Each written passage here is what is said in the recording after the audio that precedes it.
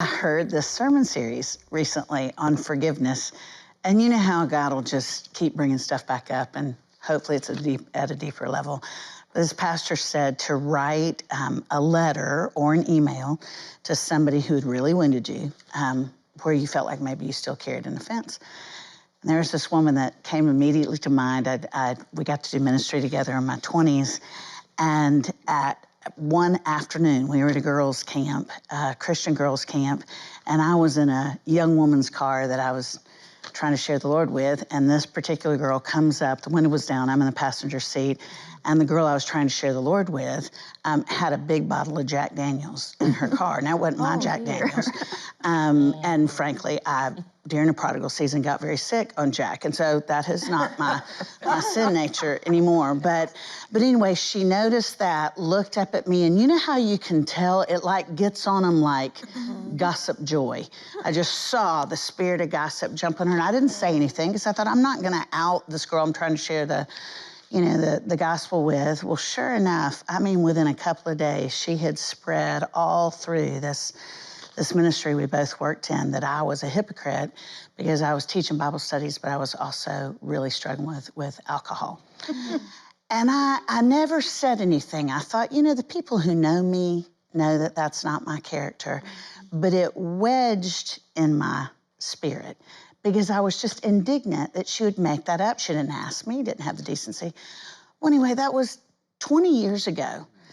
Well, he started doing this sermon, and I immediately saw that girl's face, and I thought, oh, man, surely I'm not still carrying that offense. But I thought, I'm going to be dutiful. I think maybe this Holy Spirit, not caffeine. And so I wrote her an email. And he said to bless them, not to bring up the offense, just to bless them. So I blessed her, and I went back that verse that says, if you bless your enemies, it'll heap coals of fire on their head. That's part of the reason I did it, but I was trying to do it in good faith, and she called me, and y'all, it was so funny because the first thing she said was, I am so glad God has softened your heart. I've been praying for you all these years. Wow. And I thought, doggone your hide. I expected her to go, Lisa, I was such a yahoo all those years ago. Please forgive me. And it's like I realized in that moment that the reason I was still holding on to the offense was I was trying to control how God convicted her and disciplined her. Oh, wow. And I mean, I sat there and I was like, I am so sorry. No wonder you brought this up. I'm holding on to the events because I'm trying to be the disciplinarian and do the job of the Holy Spirit. I've had so many people heard them speak or them say directly to me, oh, get ready, because Missy is just stepping into puberty. Oh. She's 11 and a half. And you hear sometimes other mamas not realizing they're speaking death. Right. And it's that, it's going to be really hard. And I just found myself thinking, it took me a long time to become a mom because I was so foolish.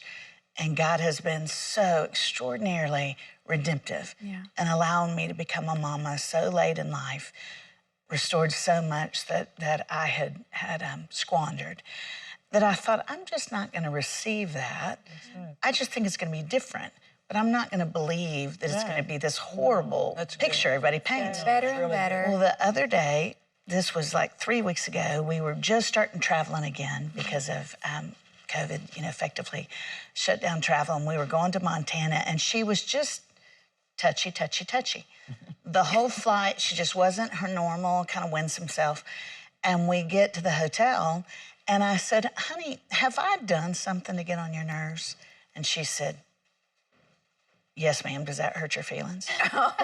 And I said, no, baby, it doesn't. I said, it's actually supernatural because you're growing up and I'm all up in your space.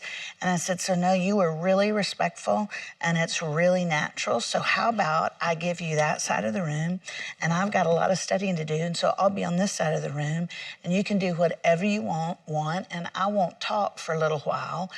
And she was just kind of surprised and I was like, my baby girl's growing up, and I want to facilitate that because I want our relationship to be really, really close. And I found myself on this side of the room, and of course she was great later. I mean, it was wonderful, but I thought, how many times have I not given somebody else that kind of room when I stepped too close, or I said something, it may not even have been me, but either I've offended them or I've taken offense to something they said, but it really wasn't about me. I'm not the hub of every wheel. So let me just back up and go, Jesus, bring peace and let me bless them. And it actually does bring so much more joy to our relationships to not be, I want to be Teflon when it comes to taking offense. I just want to be like, nope, that's not sticking. Hi everybody, I hope you enjoyed this video. Subscribe today and you'll never miss a new upload. Thanks for being a part of our Better Together community.